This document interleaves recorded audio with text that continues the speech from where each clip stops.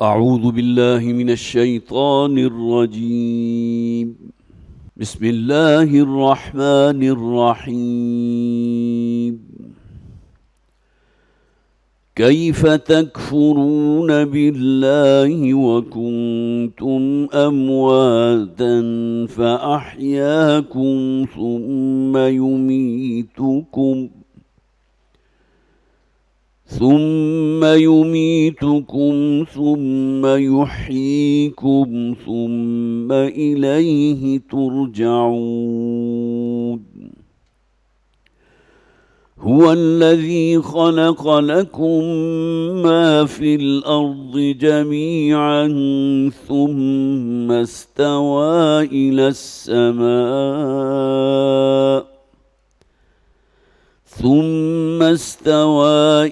السماء فسواهن 7 سماوات وهو بكل شيء عليم.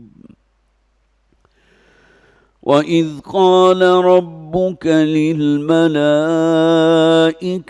إني جاعل في الأرض خليفة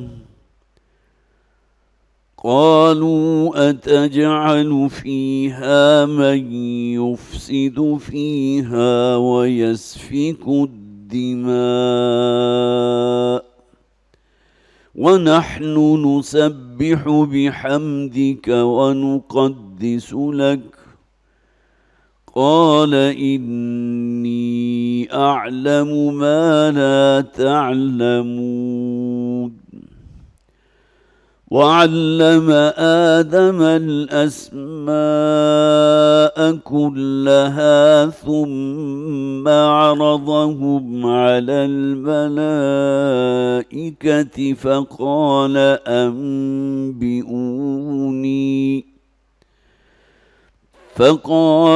أنبئوني بأسماء هؤلاء إن كنتم صادقين. قالوا سبحانك لا علم لنا إلا ما علمتنا إنك أنت العليم الحكيم. قال يا آدم أنبئهم بأسمائهم فلما أنبأهم بأسمائهم قال ألم أقل لكم إني أعلم غيب السماوات والأرض وأعلم ما تبدون وما كنتم تكتمون.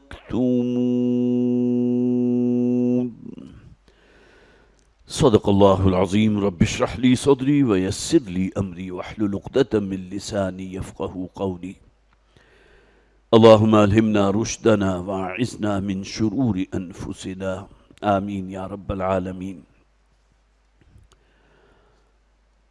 हज़रत सूरह बकरा की जो पिछली मरतबा हमने आयात पढ़ी थी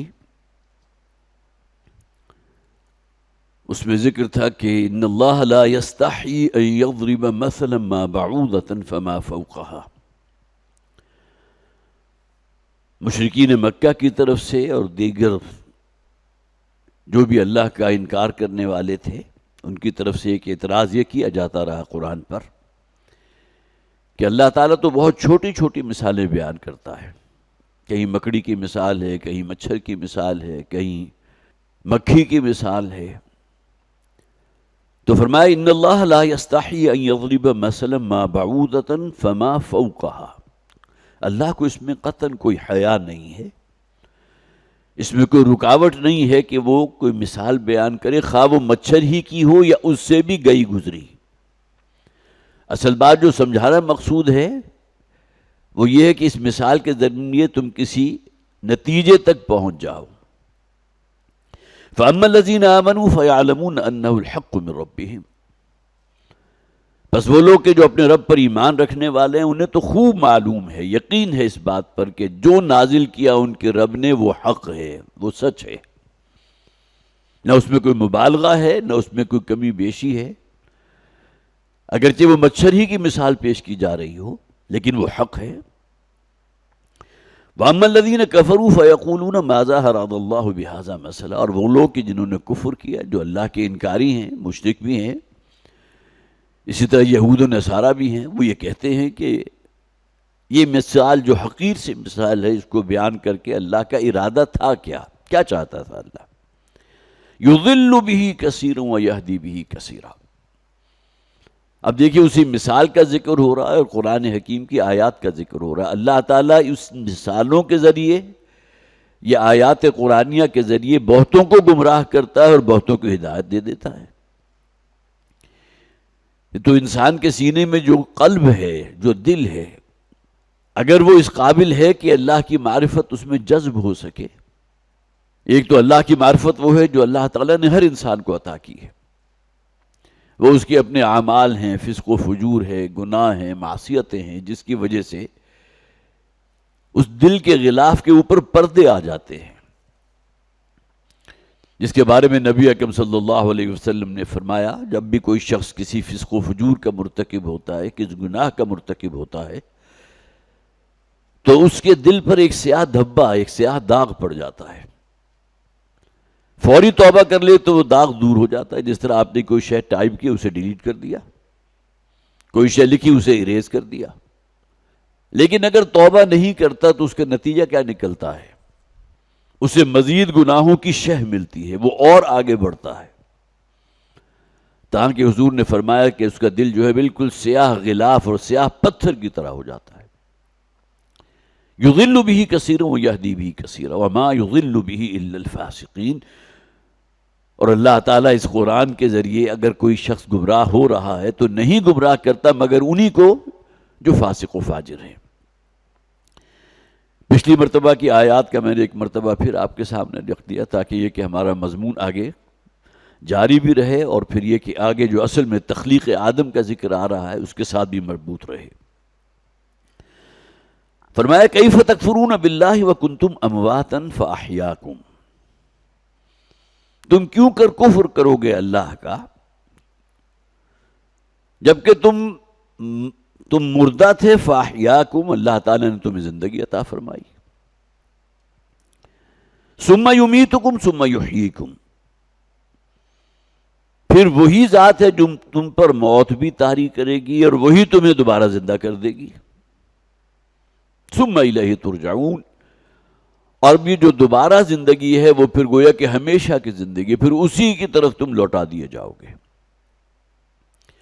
یہاں دیکھیے دو موتوں کا ذکر کیا گیا اور دو زندگیوں کا ذکر کیا گیا۔ ہم تو اس زندگی سے واقف ہیں جو اس وقت ہمیں حاصل ہے، ہم اس دنیا میں آئے اپنی آزاد مرضی سے نہیں آئے، اللہ نے بھیجا، ذریعہ بنایا اللہ نے ہمارے ماں باپ کو، 50 60 70 80 90 برس جتنی بھی تھی اللہ نے مہلت عمر لکھ دی تھی، وہ پوری کی اور یہاں سے رخصت ہو گئے۔ گویا کہ ہم ایک زندگی اور ایک موت سے واقف ہیں، لیکن اس زندگی سے پہلے بھی ایک زندگی ہے، وہ اصل میں ہماری روح کا وجود ہے جو اللہ تعالیٰ کے کلمہ کن کے نتیجے میں وجود میں آ گئی تھی۔ یہ عالم امر اور عالم خلق، یہ دو بالکل یکسر مختلف عالم ہیں۔ روح کا تعلق عالم امر سے ہے، ہمارے اس جسم کا تعلق عالم خلق سے ہے۔ تو اللہ تعالیٰ کے کلمہ کن کے نتیجے میں تمام انسانی ارواح وجود میں آ گئیں۔ انما امرہ اذا اراد شیئا ان یقول له کن فیکون۔ روح کو پیدا کرنے کے لیے اللہ کو کسی مادے کی، کسی میٹیریل کی ضرورت نہیں تھی، اللہ کے کلمہ کن کا نتیجہ تھا۔ لیکن ہمارا یہ جو خاکی وجود ہے اسے پہلے 9 مہینے 10 دن جو ہے وہ ماں کے رحم میں گزارنے ہوتے ہیں، اور ہمارا وہ روحانی وجود جو کہیں لاکھوں کروڑوں اربوں سال پہلے وجود میں آ چکا تھا، جس کا کوئی تعین کیا ہی نہیں جا سکتا، اس لیے کہ وہ عالم امر کی شے ہے. یسألونک عن الروح قل الروح من امر ربی. عالم امر. اے نبی آپ سے سوال کرتے ہیں روح کے بارے میں، روح کی حقیقت کے بارے میں، تو آپ بتا دیجئے وہ میرے رب کا ایک حکم تھا، اس کا تعلق عالم امر سے ہے. تو گویا کہ تمام انسانی ارواح وجود میں آ گئیں اللہ کے کلمہ کن کے نتیجے میں، اور یہ وہ عالم تھا جس میں اللہ نے ہر روح سے عہد لیا. روح جنود مجندہ، بڑے بڑے لشکروں کی شکل میں ارواح موجود تھی. الست بربکم قالوا بلا، کیا میں تمہارا رب نہیں ہوں؟ سب نے کہا کہ ہم تسلیم کرتے ہیں پروردگار تو ہمارا رب ہے. یہ گویا کہ ہم میں سے ہر شخص کی روح نے اللہ سے ایک عہد کیا تھا جس کا ذکر قرآن میں موجود ہے. پھر نوٹ کیجئے عالم امر کی شے. اس کے بعد اللہ تعالیٰ نے ایک طویل نیند جو ہے روحوں کے اوپر جو ہے اس کو پھیلا دیا. اب وہ دورانیہ کتنا ہے اس کا ذکر قرآن میں بھی نہیں ہے، حدیث میں بھی نہیں ہے. ایک طویل نیند ہے. اور اس کے بعد اب وہ زندگی کے جس کا آغاز ہوتا ہے ماں کے رحم سے، اب اس کا آغاز ہو رہا ہے. اور جب 120 دن گزر جاتے ہیں تو صحیح حدیث موجود کہ وہ روح فرد جو ہے اس جسم کی جو ابھی نشو و نما پا رہا ہے، اس روح کو لا کر اس کے اس جسد کے ساتھ منسلک کر دیا جاتا ہے. اللہ ایک فرشتے کو حکم دیتا ہے، اس روح کو لا کر اس جسد کے ساتھ منسلک کر دیا. اب یہاں گویا کہ انسان وجود میں آ گیا. اس سے پہلے حیوان انسان تھا. کسی بھی مادہ کے پیٹ کے اندر کوئی جنین جو ہے پرورش کر رہا ہے، خواہ وہ اونٹنی ہو، خواہ کوئی بھیڑ بکری ہو، وہ تو اس کا حیوانی وجود ہے نا.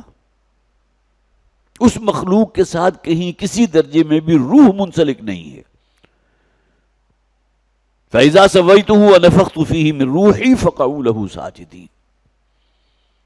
قرآن حکیم میں 2 مقامات پر اس بات کو واضح کیا گیا. اور یہ قرآن کا انداز ہے کہ جو شے جتنی زیادہ اہم ہوتی ہے اتنی ہی مرتبہ اس کا تذکرہ بھی ہوتا ہے. آخرت کتنی اہم ہے، قرآن کا کوئی صفحہ ایسا موجود نہیں کہ جہاں کسی نہ کسی انداز میں ہمیں متوجہ نہ کیا گیا ہو اخروی زندگی کی طرف. جو کچھ تم کر رہے ہو اللہ دیکھ رہا ہے. ایک دن آئے گا جب کہ تم سب کو جمع کر دیا جائے گا تمہارے رب کے حضور. عالم آخرہ بار بار ریپیٹڈلی توجہ دلائی گئی. تو یہاں جو ذکر کیا گیا کیف تکفرون باللہ وکنتم امواتا، یہ وہ موت ہے جو ہماری ارواح کے اوپر طاری کی اللہ نے. ایک لمبی نیند. یہ بھی نوٹ کیجئے کہ نیند اور موت میں کوئی زیادہ فرق نہیں ہے. اللہ یتوفی الانفس حین موتها واللتی لم تمت فی منامها. اللہ تعالی قبض کر لیتا ہے انسانوں سے اس کی موت کے وقت. یہاں کیا چیزیں قبض کی جاتی ہیں؟ اس کی جان اور اس کی روح. جسم وہی موجود ہے، جسد خاکی جسے ہم کہتے ہیں. واللتی لم تمت فی منامها، اور وہ لوگ کہ جن کے بارے میں اللہ کا فیصلہ ابھی یہ ہے کہ انہیں ابھی اور زندہ رہنا ہے، ان سے بھی ایک شے قبض کر لی جاتی ہے. وہ قبض کیا شے کی جاتی ہے؟ وہ شعور ہے. توفا یا توفی کسی شے کو وصول کر لینا، قبض کر لینا. یہی نوٹ کیجئے حضرت عیسیٰ علیہ السلام کے لیے جو قرآن حکیم میں الفاظ آئیں گے نا، یا عیسیٰ انی متوفیک ورافعک الی. اے عیسیٰ میں تمہیں قبض کر لوں گا.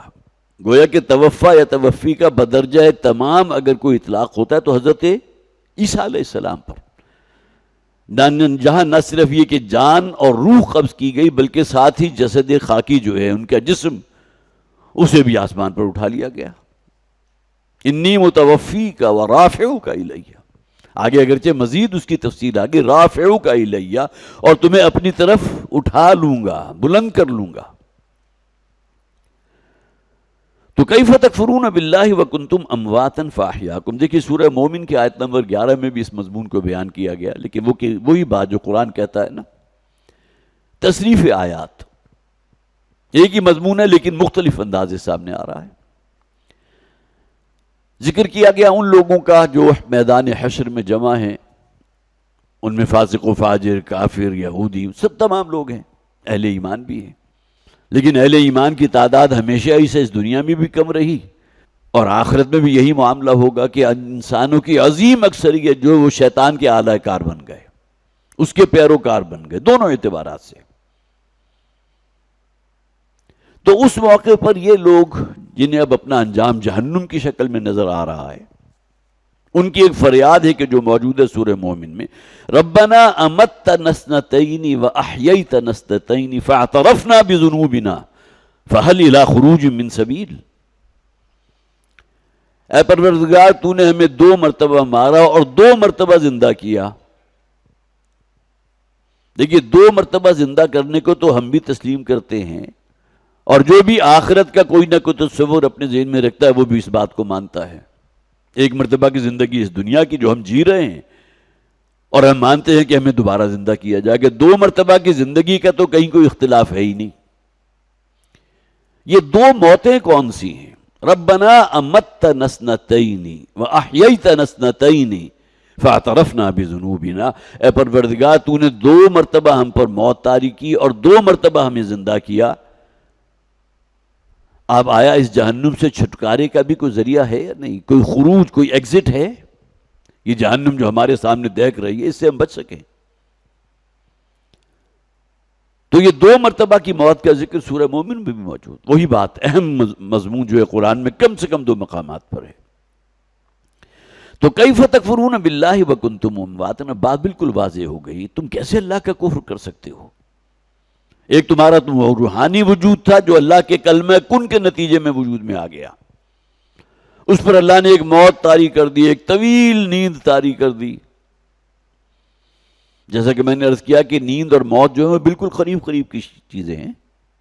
نیند میں شعور قبض ہو گیا، جان بھی موجود ہے، دل بھی دھڑک رہا ہے، عمل تنفس بھی چل رہا ہے، اور پھر یہ کہ اگر کوئی زوردار آواز آئی تو انسان جاگ بھی جائے گا، اس درجے میں تو ہے نا۔ لیکن موت میں جو ہے گویا کہ شعور بھی قبض ہوا، روح بھی قبض ہوئی اور جان بھی نکل گئی۔ وَكُنْتُمْ أَمْوَاتًا فَأَحْيَاكُمْ، جبکہ تم مردہ تھے اللہ نے تمہیں زندہ کیا۔ ثُمَّ يُمِيتُكُمْ، پھر تم پر موت وارد کرے گا۔ ثُمَّ يُحْيِيكُمْ، اور پھر تمہیں دوبارہ زندہ کرے گا۔ ثُمَّ إِلَيْهِ تُرْجَعُونَ، اور پھر بالآخر اسی کے حضور تم لوٹا دیے جاؤ گے۔ هُوَ الَّذِي خَلَقَ لَكُم مَّا فِي الْأَرْضِ جَمِيعًا،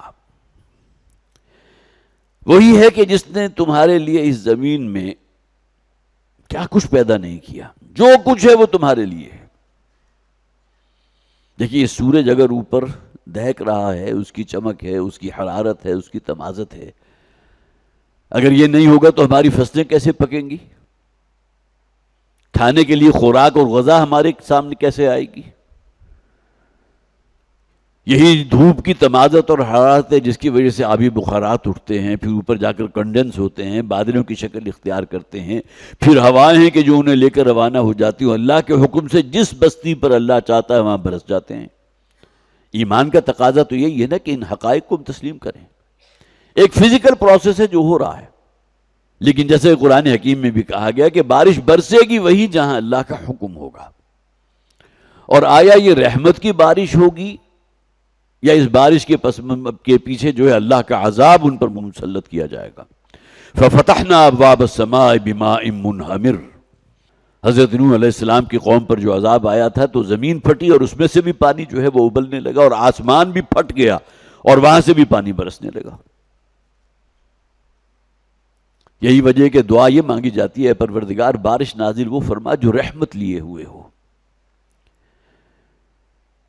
تو هو الذی خلق لکم ما فی الارض جميعا، اس زمین میں جو کچھ ہے اللہ نے تمہارے لیے پیدا کیا۔ یہ حیوانات ہیں، ان کا گوشت کھاتے ہیں، ان کو سواری کے لیے استعمال کرتے ہو۔ کسی حیوان کی کون سی شے ہے کہ جو تم استعمال نہیں کرتے؟ ان کی کھال سے جو اپنے خیمے بنا لیتے ہو، اپنے لباس بنا لیتے ہو، ان کے بالوں سے جو ہے گرم کپڑے تم جو ہے وہ اپنے استعمال میں لے آتے ہو، کوئی شے نہیں چھوڑی جاتی۔ وہ جو حضور نے فرمایا بڑے خوبصورت الفاظ ہیں، انما الدنیا خلقت لکم، اے لوگوں یہ دنیا تمہارے لیے اللہ نے پیدا کی ہے۔ انسان جو اللہ کی تخلیقات میں سے سر فہرست ہے، ٹاپ پر ہے۔ لقد خلقنا الانسان فی احسن تقویم، بہترین تقویم پر پیدا کیا اللہ نے انسان کو۔ وَلَقَدْ كَرَّمْنَا بَنِي آدَمَ وَحَمَلْنَاهُمْ فِي الْبَرِّ وَالْبَحْرِ، ہم نے بڑی تکریم عطا کی ہے ابن آدم کو، اور یہ بحر و بر ہے، وہاں گویا کہ ان کا تسلط ہے، جہاں چاہتے ہیں چلتے جاتے ہیں۔ سمندر جو ہے اس کا سینہ چیرتے ہوئے جو ایک بر اعظم سے دوسرے بر اعظم کی طرف رواں دواں ہیں۔ اب تو ہماری ٹیکنالوجی چونکہ اتنی آگے بڑھ گئی ہے، لیکن پہلے بہرحال بادبانی جہاز ہوا کرتے تھے، وہ بھی تو ایک ملک سے دوسرے ملک تک اسی طرح سمندری سفر کے لیے جایا کرتے تھے، سامان تجارت سے لدے ہوئے۔ تو انما الدنیا خلقت لکم، یہ دنیا تمہارے لیے پیدا کی گئی، وانتم خلقتم للآخرہ۔ لیکن ساتھ ہی یہاں گویا کہ اس بات کو بیان کر دیا گیا، اور اللہ نے تمہیں پیدا کیا ہے آخرت کے لیے۔ وما خلقت الجن والانس الا لیعبدون۔ انسانوں اور جنات کی تخلیق کا اصل مقصد کیا ہے، غرض و غایت کا ہے کہ اللہ کی بندگی اختیار کریں۔ ثم استوى الى السماء، اور اس کے بعد پھر وہ اس نے قصد کیا، استوا اگرچہ آتا ہے سیدھا ہو جانا، کسی شے کی طرف رخ کر لینا۔ یہاں بعض مفسرین نے یہ بات بھی بیان کی ہے کہ یہاں زمین کا ذکر پہلے ہے اور آسمانوں کی تخلیق کا ذکر بعد میں ہے۔ اب یہ چیزیں ہماری ہسٹری سے بالکل معلوم ہے، ہمیں نہیں معلوم۔ ہم تو زیادہ سے زیادہ اگر پیچھے سے پیچھے چلے جائیں گے تو 15 20 ہزار 25 ہزار برس پہلے، اس سے پہلے لاکھوں سال گزر چکے۔ جیسے کہ قرآن میں کیا کہا گیا کہ یہ پوری کائنات جو ہے ایک دھوئیں کی شکل میں تھی، اللہ کا حکم ہوا، بڑے بڑے ایکسپلوژنز ہوئے ہیں، دھماکے ہوئے ہیں، اور آتشی کرے وجود میں آ گئے، جس میں سے ایک آتشی کرہ سورج کی شکل میں ہمارے سروں پر معلق ہے، روزانہ صبح طلوع ہوتا ہے، رات کو غروب ہو جاتا ہے۔ اور پھر کہیں بارش برسنی شروع ہوئی، اور پھر یہ کرے جو ہیں آتشی کرے وہ ٹھنڈے پڑے ہیں، اور وہاں سے حیات نے، یا جسے ہم لائف کہتے ہیں، وہاں سے اس نے پھر جنم لیا ہے، امیبا۔ ہماری سائنس جو ہے کسی نہ کسی حد تک اس کے ساتھ مطابقت رکھتی ہے، یونی سیلولر آرگزم۔ انسان کی تخلیق تو کہیں بعد میں ہے، لاکھوں سال پہلے وہ امیبا جو ہے وہ تخلیق پا چکا تھا، یہ ہماری سائنس بھی کہہ رہی ہے۔ اگرچہ لاکھوں سال کا تعین اس نے کس طرح کیا، اس کے بارے میں نہ کچھ میں معلوم ہے، اور ممکن ہے ان لوگوں کے پاس دلائل موجود ہوں گے، جس طرح کسی بھی فوسل کو دیکھ کر، ڈائناسار کی کسی ہڈی کو دیکھ کر وہ اندازہ لگا لیتے ہیں کہ یہ تقریباً 3 لاکھ سال پہلے کی ہڈی ہے۔ کچھ نہ کچھ پیمانہ ہے، کچھ کسوٹی ان کے پاس ہوگی۔ تو ثم استوى الى السماء، گویا کہ اس زمین میں جو کچھ پیدا کیا اللہ نے تمہارے لیے پیدا کیا۔ ثم استوى، ثم کا لفظ نوٹ کیجیے، پھر اس نے قصد کیا آسمانوں کا، فسواہن 7 سماوات، اور اس کے بعد بالکل ٹھیک ٹھیک، سوا یسوی آتا ہے کسی شے کی نوک پلک درست کر دینا۔ اس کائنات کا انتہائی نازک نظام، یہ بڑے بڑے کرے جس تیزی کے ساتھ حرکت کر رہے ہیں اپنے اپنے مدار سے، کوئی 1 سینٹی میٹر آگے سے ادھر سے ادھر نہیں ہو سکتا۔ اگر کہیں یہ توازن جو ہے، کائناتی توازن، اگر کہیں یہ ختم ہو جائے تو اس کا نتیجے میں کیا ہوگا، جسے قرآن میں بھی کہا گیا وہ تو یوم القیامہ ہے، وہ تو قیامت کا دن ہے۔ یوم نطوی السماء کطی السجل للکتب، جس دن ہم اس آسمان اور زمین، اس کائنات کے بساط کو لپیٹ دیں گے۔ اس وقت تو یہ بساط بچھی ہوئی ہے نا۔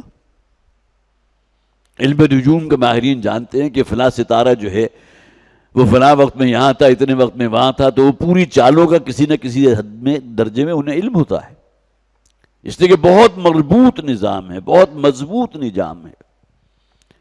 لسانس بھی آہستہ کے نازک ہے بہت کام، آفاق کی اس کارگاہ شیشہ گری کا۔ فسواہن 7 سماوات، اور پھر اس کے بعد اللہ نے گویا کہ تسویہ فرما دیا، وہ متوجہ ہوا۔ سما اگرچہ بلندی کو کہتے ہیں،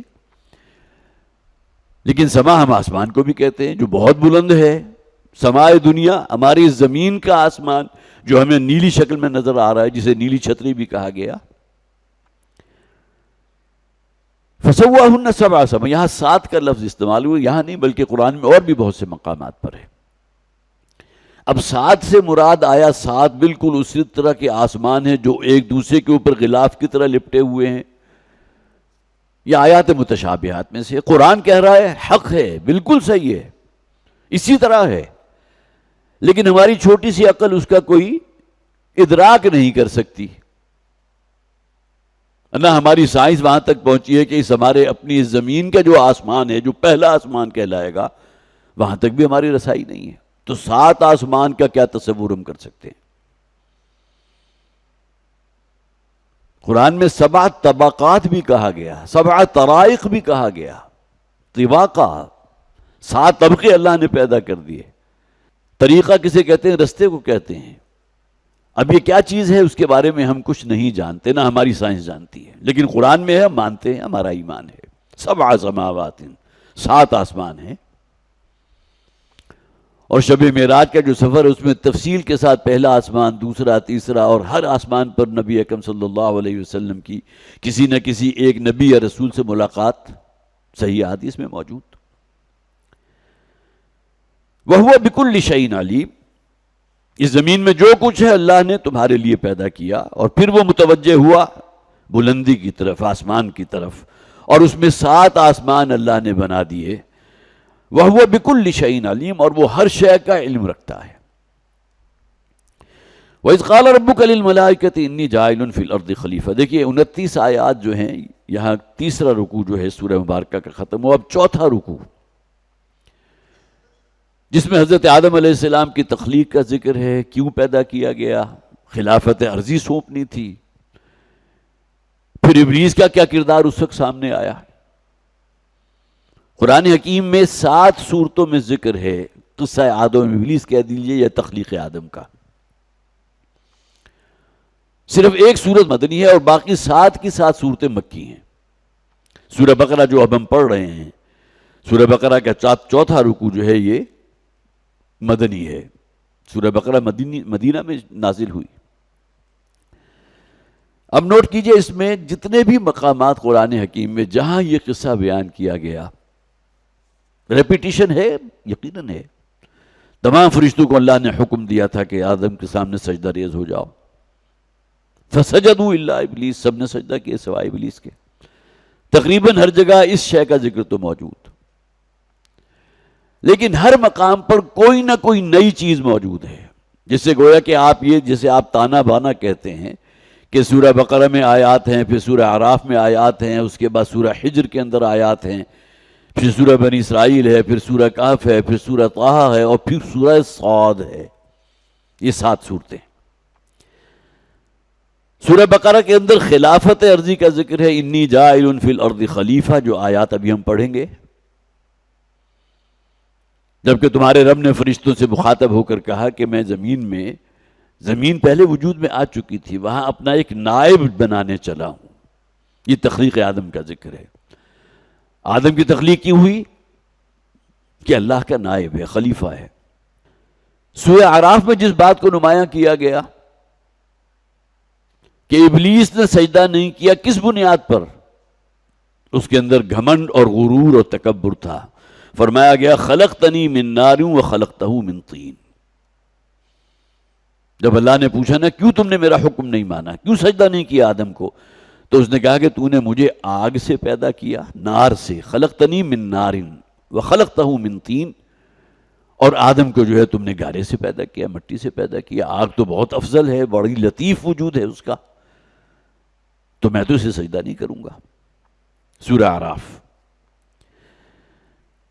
سورہ حجر میں اور اس کے بعد غالباً سورہ صاد کے اندر یہ 2 مرتبہ یہ بات آئی، سورہ حجر میں بھی اور سورہ صاد میں بھی۔ فَإِذَا سَوَّيْتُهُ وَنَفَخْتُ فِيهِ مِن رُوحِي فَقَعُوا لَهُ سَاجِدِينَ۔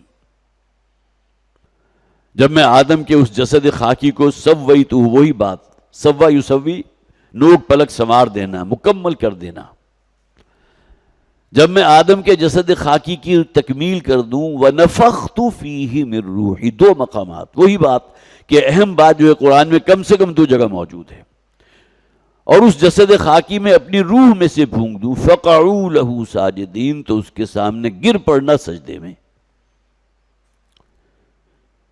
سورہ حجر کے اندر اس بات کو ہائی لائٹ کیا گیا۔ پھر سورہ بنی اسرائیل میں کہا گیا لَإِنْ أَخَّرْتَنِي إِلَىٰ يَوْمِ الْقِيَامَةِ لَأَحْتَنِكَنَّ مِنْ ذُرِّيَّتَهُ إِلَّا قَلِيلًا۔ اے پروردگار، تو اگر مجھے مؤخر کر دے میرے معاملے کو، مجھے اتنی طویل زندگی عطا کر دے کہ جو قیامت تک جاری و ساری رہے، تو دیکھے گا میں ابن آدم میں سے اکثریت کو اپنے پیچھے لگا لوں گا۔ لَأَحْتَنِكَنَّ ذُرِّيَّتَهُ إِلَّا قَلِيلًا، آدم کی ذریت میں سے بہت کم ہی ہوں گے جو تیری بندگی اور تیری غلامی اختیار کریں گے، سب کے سب جو ہے میرا پیچھا پکڑ لیں گے، میرے پیچھے لگ جائیں گے، مجھے فالو کریں گے۔ پانچواں مقام جو ہے سورہ کہف کا وہاں فرمایا گیا، سورہ کہف کی صرف ایک آیت کا بھی صرف ایک حصہ ہے، وَإِذْ قُلْنَا لِلْمَلَائِكَةِ اسْجُدُوا لِآدَمَ فَسَجَدُوا إِلَّا إِبْلِيسَ كَانَ مِنَ الْجِنِّ فَفَسَقَ عَنْ أَمْرِ رَبِّهِ۔ یہ واحد مقام ہے قرآن کا کہ جہاں یہ کہہ دیا گیا کہ ابلیس کا تعلق جنات سے تھا، کان من الجن، وہ فرشتوں میں سے نہیں تھا۔ اب اس کی بہت سی تعویلات ہمارے مفسرین نے کی ہیں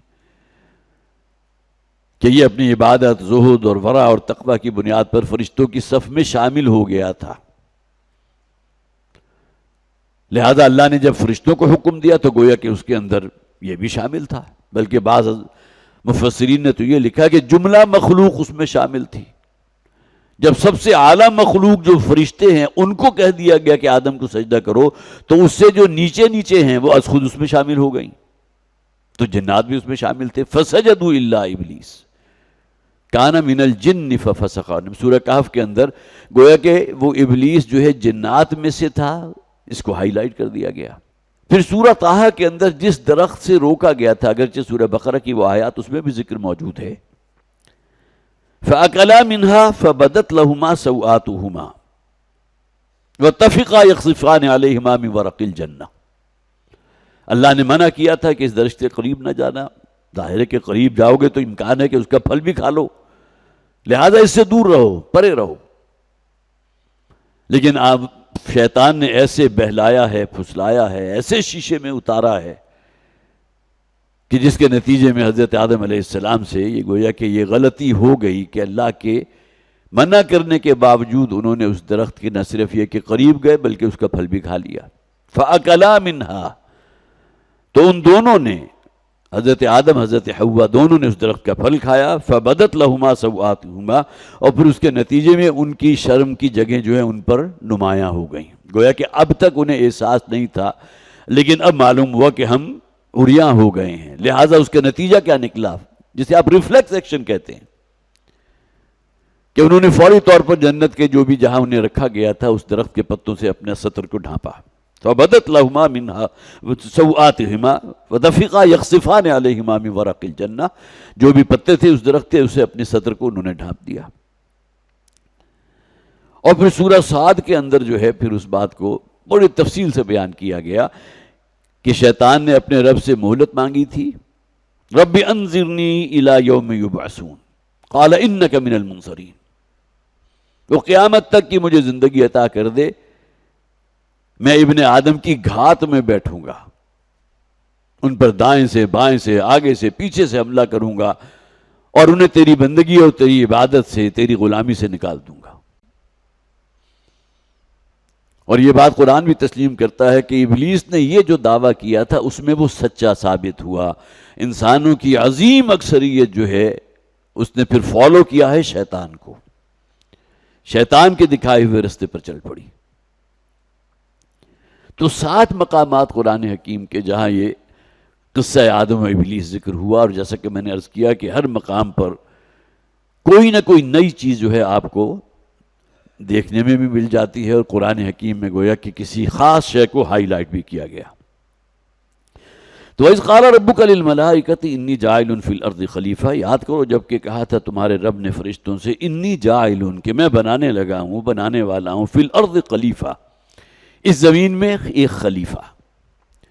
خلیفہ اصل میں کسے کہتے ہیں؟ اس کے لیے بہترین جو تشبیہ دی جا سکتی ہے کہ نائب، یہاں بھی ترجمہ یہی کہا گیا، میں زمین میں اپنا ایک نائب مقرر کرنے چلا ہوں۔ یہ تخلیق آدم جو ہے اس کا مقصد کیا ہے؟ وہ میری نیابت کرے گا، سلسلہ نبوت و رسالت میں اس آدم کی نسل میں جاری رکھوں گا، لیکن وہ اتمام حجت کے طور پر، ورنہ نیکی اور بدی کی تمیز میں نے ہر ابن آدم میں رکھ دی، اس کی بنیاد پر بھی انسان مکلف ہے نا، جواب دہی ہے۔ نیکی اگر نیکی ہے تو نیکی کرنے والے کو اس کا بھرپور ریوارڈ ملنا چاہیے، اور بدی اور ظلم اور ناانصافی اگر واقعتاً گناہ ہے تو اس کی بھرپور سزا ملنی چاہیے۔ انسانی عقل اور منطق اس کا تقاضا کرتی ہے. تو جسے ہمارے ہاں عام طور پر کہتے ہیں نا وائسری جنسی، جس طرح جب انگریز یہاں حاکم تھا، میں تقسیم ہند سے پہلے کی بات کر رہا ہوں، تو اس کا ایک نمائندہ ہوتا تھا جسے وائس رائے کہا جاتا تھا. وہ نمائندگی کر رہا ہوتا تھا ملکہ برطانیہ کی. وہاں سے آرڈر ایشو ہوتا تھا اس وائس رائے تک، اور اس آرڈر کو ایگزیکیوٹ کرتا تھا وہ یہاں بر صغیر میں. یہ ہے وائس رائے کا رول. گویا کہ وہ خلیفہ بن گیا اس ملکہ برطانیہ کا، کہ اس کا وائس رائے ہے کہ جو یہاں بظاہر وہ حکومت کر رہا ہے لیکن اصلاً انڈر کمانڈ آف ملکہ برطانیہ. اور خا لام اور فا یہ جو ہے یہ مادہ ہے اس کا، خلیفہ پیچھے آنا. جس طرح قرآن میں کہا گیا آیت الکرسی یعلم ما بین ایدیکم وما خلفکم، خا لام اور فا جو تمہارے پیچھے ہے. تو پیچھے کون آتا ہے؟ جو حکم دیا اس کو ایگزیکیوٹ کرانا، اس پر عمل کرانا، لوگوں پر واضح کر دینا، لوگوں کو سنا دینا. انبیاء اور رسول کا یہی کام رہا ہے نا، کہ اللہ کے پیغام کو لوگوں تک پہنچا دیا، انہیں کان کھول کر سنا دیا کہ تمہارا رب تم سے یہ چاہتا ہے، اس کے سوا کسی اور کو نہ پکارو، کسی اور کی بندگی نہیں. قال یا قوم اعبدوا اللہ ما لکم من الہ غیرہ. ہر نبی اور رسول کا یہ قول قرآن میں موجود کہ اس رب کی بندگی اور پرستش کرو جس کا کوئی شریک نہیں ہے. قالوا اتجعل فیہا من یفسد فیہا. تو فرشتوں نے یہ کہا، انہی سے مخاطب ہیں اللہ تعالیٰ، کہ میں زمین میں اپنا ایک نائب بنانے چلا ہوں آدم کی شکل میں. اسی کی ذریت ہوگی کہ جو گویا کہ سلسلہ قائم ہو جائے گا، پھر وہی نیابت کرے گی نسل انسانی. قالوا اتجعل فیہا من یفسد فیہا. تو انہوں نے فرشتوں نے یہ کہا کہ کیا تو اے پروردگار اس زمین میں ایسی مخلوق بنانے چلا ہے کہ جو وہاں فساد برپا کرے گی وَيَسْفِكُ الدِّمَاءَ، اور ایک دوسرے کی خون ریزی کرے گی، خون بہائے گی. اب یہ فرشتوں کو مستقبل کا علم کیسے ہو گیا؟ اس کا جواب یہ ہے کہ فرشتوں سے پہلے جنات وجود میں آ چکے تھے. جنات پہلے گویا کہ اس زمین پر موجود تھے، اور وہ صرف زمین تک محدود نہیں تھے، ان کی رسائی بہت اوپر تک تھی. اور یہ بھی با اختیار مخلوق تھی، جس طرح انسان با اختیار ہے نا، جنات بھی با اختیار تھے. ان کے اندر بھی نیکی اور بدی کی تمیز موجود ہے. لیکن کہیں اس بات کا کوئی جو ہے کلو نہیں ملتا کہ ان کے اندر بھی روح موجود ہے. روح صرف انسان میں ہے، معرفت رب، لیکن نیکی اور بدی کی تمیز جنات کے اندر بھی ہے. جنات میں بہت سے وہ ہیں کہ جو نیک ہیں. نبی اکرم صلی اللہ علیہ وسلم پر ایمان لانے والی جو جنات کی جماعت تھی اس کا ذکر سورہ جن کے اندر موجود. قُلْ أُوحِيَ إِلَيَّ أَنَّهُ اسْتَمَعَ نَفَرٌ مِّنَ الْجِنِّ فَقَالُوا إِنَّا سَمِعْنَا قُرْآنًا عَجَبًا يَهْدِي إِلَى الرُّشْدِ فَآمَنَّا بِهِ. جیسے ہی انہوں نے کلام ربانی کو سنا حضور کی زبان مبارک سے، فوراً ایمان لے آئے. ایسے نیک اور صالح جنات بھی موجود تھے، اور ان میں بڑے بڑے بدکار اور فاسق و فاجر، اکثریت ان میں بھی بدکاروں کی ہے، فساق و فجار کی ہے. اس لیے کہ ان کا جسے آپ کہیے کہ سرغنہ جو تھا ابلیس، وہ بھی تو جنات میں سے تھا نا. اس کی ذریت سلمی بھی ہے، اس کی اپنی اولاد بھی ہے، اور ان کی بڑی طویل عمریں ہوتی ہیں، کئی 100 سال کی عمر ہے جنات کی. اور کیا جب کہ ابلیس کی جو ذریت سلمی ہے وہ آج بھی موجود ہو، وہ خود تو ہے ہی. اس نے تو اللہ سے اپنے رب سے جو ہے مہلت مانگ لی تھی قیامت تک کے لیے. ربی انظرنی الی یوم یبعثون، جب تک کہ تو تمام لوگوں کو دوبارہ زندہ نہ کرے اس وقت تک کی زندگی مجھے عطا کر دے. اللہ نے کہا ٹھیک ہے دیکھیے. اب امتحان میرا اور آپ کا، انسانوں کا ہے کہ آیا ہم شیطانی رستے کی پیروی کرتے ہیں یا رحمان کے پیروکار ہیں.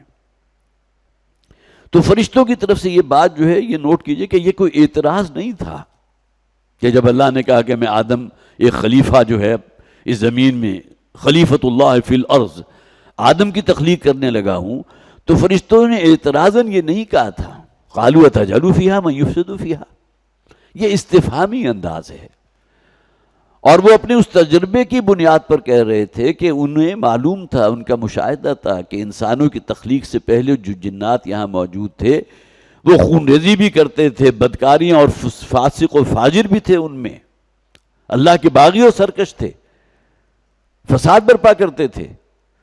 تو آدم بھی یہی کرے گا، اس لیے کہ اسے تو نے اختیار دے دیا۔ جنات کے پاس بھی اختیار تھا، اس کے پاس بھی اختیار آ گیا۔ وَنَحْنُ نُسَبِّحُ بِحَمْدِكَ وَنُقَدِّسُ لَكَ، اور فرشتوں نے ساتھ ہی عرض کر دیا، جسے کہتے ہیں نا کہ ان ایڈیشن ٹو دیٹ، اے پروردگار ہم موجود ہیں نا تیری تسبیح کے لیے، تیری حمد و ثنا کے لیے، تیرا تقدیس کے لیے۔ نحن نسبح، دیکھیے تسبیح آ گئی، نسبح بحمدک، حمد آ گئی، تعریف، ثنا، شکر، ونقدس لک، اور تیری پاکی کا بیان کرنا ہمارا کام ہے، ہم کر رہے ہیں۔ اور اس کائنات میں کوئی جگہ ایسی موجود نہیں جہاں کوئی فرشتہ موجود نہ ہو، اللہ کی حمد و ثنا نہ کر رہا ہو، حدیث ہے۔ قال انی اعلم ما لا تعلمون، اب یہاں اصل شے کیا مراد ہے کہ آدم کو جو ہم پیدا کر رہے ہیں تو صرف تحمید، تقدیس اور تکبیر کے لیے نہیں کہ سبحان اللہ کہہ دیں، الحمدللہ کہہ دیں، اللہ اکبر کہہ دیں، نہیں، بلکہ اس سے کچھ اور مقصود ہے، اور وہ مقصود ہے پوری زندگی میں میری فرما برداری اختیار کریں۔ فرشتے تو گویا کہ ان کے اندر معصیت کا مادہ ہی سرے سے موجود نہیں نا، مکلف وجود صرف دو ہیں، انسان اور جنات، اس لیے کہ یہ دونوں با اختیار ہیں۔ بڑا محدود سا اختیار انسانوں کو بھی اللہ نے دیا، جنات کو بھی دیا۔ اگر یہ انسان غور کرے تو میرا اختیار تو اپنے جسم پر بھی نہیں ہے، جس کا مالک میں ہوں، اپنے آپ کو سمجھتا ہوں مالک۔ کہیں چھوٹی سی گلٹی پیدا ہو گیا اور اس کو روکنا میرے بس میں تو نہیں، ممکن ہے وہ بڑھتی بڑھتی جو پورے جسم میں ایک ٹیومر کی شکل یا کہ بہت سے ٹیومرز پیدا ہو جائیں، سیکنڈریز کہیں کی کہیں پہنچ جائیں، میلگننٹ ہوں، میرے پاس تو کوئی اختیار نہیں۔ لیکن اختیار دیا ہے اما شاکرا و اما کفورا، اللہ کی شکر گزاری والی زندگی بسر کرنا چاہتے ہو یا کفران نعمت۔ قال انی اعلم ما لا تعلمون، تو گویا کہ فرشتوں کی زندگی کا مقصد اللہ کے لا یعصون اللہ ما امرہم، ان کے گناہ کا مادہ ان کے اندر موجود ہی نہیں، وہ تحمید ہے، تقدیس ہے، تکبیر ہے، سب کچھ ہے۔ اور فرشتوں نے یہ بات بطور گویا کہ جسے آپ کہیے کہ سرکمسٹینشل ایویڈنس ہے کہ اس کام کے لیے ہم موجود ہیں، اس پوری کائنات میں تیرے حمد کے، تیرے شکر کے ترانے اناپنے والے ہم فرشتے موجود۔ قال انی اعلم ما لا تعلمون، تو اللہ تعالیٰ نے فرمایا میں وہ کچھ جانتا ہوں جو تم نہیں جانتے۔ اس لیے کہ بہرحال فرشتوں کے پاس بھی جو علم تھا تو وہ محدود علم تھا نا، اللہ کا دیا ہوا تھا۔ وعلم آدم الاسماء کلہا، اور سکھا دیے اللہ نے آدم کو تمام کے تمام نام۔ یہ دیکھیے اسماء کلہا، گویا کہ کل علم جو ہے، کل ناموں کا علم اللہ نے آدم کو دے دیا۔ اس کی تعبیر عام طور پر یہ کی جاتی ہے کہ حضرت آدم گویا کہ آج سے 15-20 ہزار برس پہلے کی شخصیت، لیکن پوٹینشلی اللہ تعالیٰ نے قیامت تک آنے والا جو بھی علم ہے، پوٹینشلی اللہ تعالیٰ نے حضرت آدم علیہ السلام میں ودیعت فرما دیا تھا۔ یہ تو آہستہ آہستہ وہ ایکسفولیٹ ہوتا رہا ہے، اور آج ہم جس مقام پر کھڑے ہیں وہ معلوم ہوتا ہے کہ بس قرب قیامت کی بات ہے، اس سے آگے علم کہاں جائے گا؟ یہ چھوٹا سا آلہ جو موبائل کی شکل میں آپ کے ہاتھوں میں، آپ کی جیب میں موجود، آج سے 50 برس پہلے تو اس کا کوئی تصور ہی نہیں تھا۔ پوٹینشلی یہ علم اللہ تعالیٰ نے، دیکھیں جس طرح ایک بیج ہوتا ہے، بیج کے اندر درخت موجود نہیں ہے، نہ اس کے اندر کوئی شاخیں ہیں، نہ پتے ہیں، نہ پھول ہیں، کوئی شے بھی نہیں، ایک چھوٹا سا بیج ہے، بالکل ڈیڈ ہے۔ یہ اس کی ایکسفولیشن بعد میں ہوتی ہے کہ جب اس کو پانی ملتا ہے، زمین کی قوت نمو ہے، وہ گدراتا ہے، وہ پھر پھٹتا ہے، اس میں سے 2 کونپلیں نکلتی ہیں، اور یہی پھول جو بیج ہے وہ ایک بالآخر تناور درخت کی شکل اختیار کر لیتا ہے۔ تو ہم کہتے ہیں کہ پوٹینشلی وہ پورا درخت اس بیج کے اندر موجود تھا۔ تو تمام علوم جو ہیں وہ حضرت آدم علیہ السلام میں اللہ تعالیٰ نے پوٹینشلی ودیعت کر دیے تھے۔ آج اگر آئی ٹی کا علم جو ہے اپنے کلائمیکس کے اوپر ہے، تو اسی بیج کی شکل میں اللہ تعالیٰ نے حضرت آدم میں وہ بیج بھی بو دیا تھا جس کے اندر یہ سب کچھ ہے، تمام علوم ہیں۔ اس کے علاوہ بہت سی اور تعویلات کی گئی ہیں کہ اللہ تعالیٰ نے تمام تخلیقات کا ایک ایک جانور کے یہ حشرات ہیں، چرند ہیں، پرند ہیں، جملہ مخلوقات ہیں، یہ بڑے بڑے کروے ہیں، ان تمام کے نام آدم کو بتا دیے۔ اب کتنی تعداد ہے وہ ہمارے کیلکولیٹر جو ہے جواب دے جائیں گے۔ اب یہ علم فرشتوں کو نہیں دیا گیا تھا۔ کوئی فرشتہ اگر بادلوں کے اوپر مامور ہے تو اسے اپنی جو بھی لمٹ ہے، اپنی حدود، اس کا تو علم ہے، لیکن ہواؤں والے فرشتے کے جو عمل، جو اس کا ایگزیکیوشن ایریا ہے، اس کے اندر اس کا کوئی عمل دخل نہیں۔ اسی طرح فرشتوں میں حضرت جبرائیل بھی ہیں جن کے ذمہ اللہ تعالیٰ نے اپنے پیغام کو انبیاء تک پہنچانا ان کے ذمہ لگا دیا۔ یہاں اس بات کو بھی نوٹ کیجئے کہ ہمارے ہاں ایسے لوگ موجود رہے ہیں جو فرشتوں کے وجود کے انکاری تھے۔ غلام احمد پرویز کا نام آپ نے سنا ہوگا، وہ فرشتوں کا وجود کے قائل نہیں تھے۔ وہ یہ سمجھتے تھے اصل میں یہ کچھ فورسز ہیں، کچھ طبعی قوتیں ہیں جو اللہ تعالیٰ نے جو گویا کہ اس کائنات کے نظام کو چلا رہی ہیں، یہ فورسز کا نام فرشتے ہے۔ حالانکہ قرآن حکیم میں الگ سے ذکر موجود ہے، فرشتوں کے نام موجود ہیں، لیکن یہ کہ بہرحال ڈٹائی ہوتی ہے، کوئی شخص اگر انکار کرنا چاہے، اور وہ بھی جو جدیدیت ہے کہ جو چیز ہمارے حواس میں، فرشتوں کے وجود کو ہم کیسے مان لیں، جنات کو کیسے مان لیں، لہذا جنات کی تعبیر کیا کی گئی کہ انسانوں ہی میں سے وہ جو آگ بگولا ہو جاتے ہیں۔ جنات کی تخلیق آگ سے ہوئی تھی نا، خلقتنی من نار، ابلیس نے کیا کہا تھا، مجھے تو نے آگ سے پیدا کیا۔ تو انسانوں میں سے جو بہت ہی غصے والے ہوتے ہیں، تندخو ہوتے ہیں، آگ بگولا ہو جانے والے، بس انہی کو جن کہا گیا قرآن میں۔ حالانکہ سورہ رحمان کے اندر یا معاشر الجن والانس، انسانوں کا ذکر موجود ہے، انسانوں میں نیکوکار بھی ہیں اور آگ بگولا ہونے والے بھی موجود ہیں، لیکن جنات کا ذکر الگ سے کیا گیا۔